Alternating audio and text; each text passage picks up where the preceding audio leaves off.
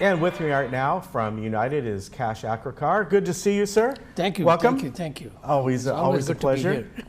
And today you are going to talk about one of the committees that you're with. Today I'm wearing the hat for the chairman of Architecture and Standards Committee for United.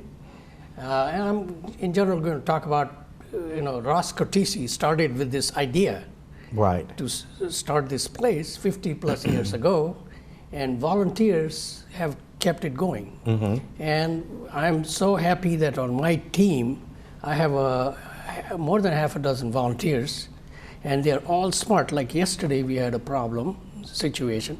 People come to us to do modifications and updates to their homes, and we allow that because that is their footprint. They can do whatever they want there, but nothing extra.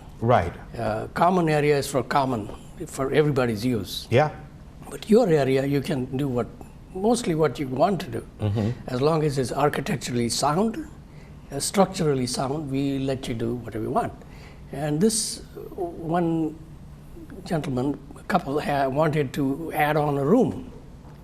Great idea, from a patio to a room, but it's not that simple as people think.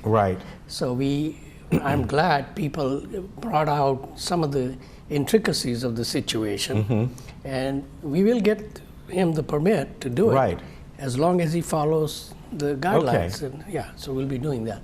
So things like that we do, and we make sure that our community stays healthy, stays strong, and architecturally good, and for another 50 years at least. My mission is to let it last for as long as I'm around on the board and as the chair, but the next successor to me will do the same thing, even better, I know. Well, as you said, people want to do some certain things. Some they can, some they can't, but whatever it might be, they have to go through the right procedures. Exactly, That's the whole idea. And we have standards to make sure that, people can follow the guidelines before even they can get the permits issued as to what they need to do, what the standards are, and how far of the envelope they already have the permission to do.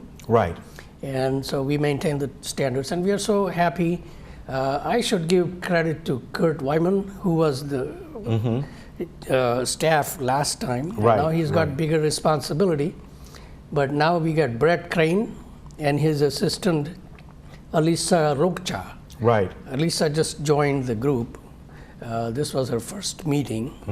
But Brett's been around, and he knows a lot about what goes on where. And they bring to us problem areas that are beyond the envelope and keeps the burden down and makes it easier for the members to do what they want to do to a lot of extent by having these standards and guidelines already established. Now, if somebody does want to go ahead and do something, how do they figure this out? How do they decide, well, do I need a permit for this, or don't I need a permit for this? Because some things they may not, or some sort of a permission to do it. Permits are a must, primarily because a layman or somebody who's not fully knowledgeable can do things wrong that might affect something else. For instance, I know of a situation on a six-pack building in the Third, long time ago. The guy in the middle downstairs decided to remove a wall, but that was a load-bearing wall. So what happened is the floor started to sag, and the upstairs guy had problems. So things like that needs to be watched very carefully. And at that time he had a permit, but he cut corners, I think. I don't know the situation, but in detail. But I know the guy who lived upstairs saying, hey, I had the problems. I said, that's why the architecture committee comes in place. We have different committees. Not just architecture, we have M&C, which takes care of the construction and other details as well. We have committees for assisting members. We have committees to resolve conflicts. And of course, to make sure the committee make sure the community is healthy. And Yeah. there are no arguments. People are living close to each other now.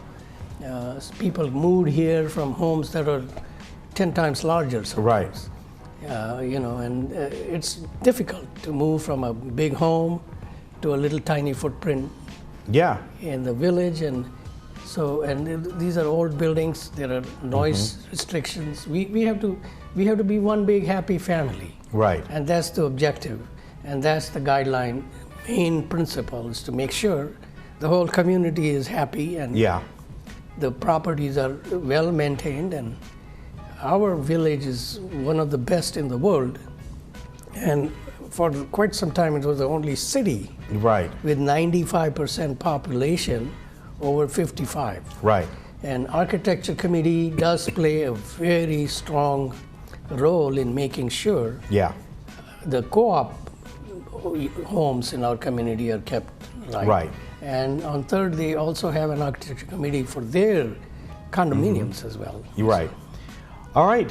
Anything else you want to add for today? Anything Well, coming up? Everybody have a great weekend, and please make sure that any modification you do consult the architecture committee in our case, and Right. the standards are there.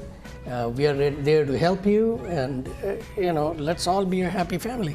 All right. Thank you so Cash, much. always good to see you. My pleasure. Thank you very much. Thanks. And we'll be right back. You guys have 35 years. Wow.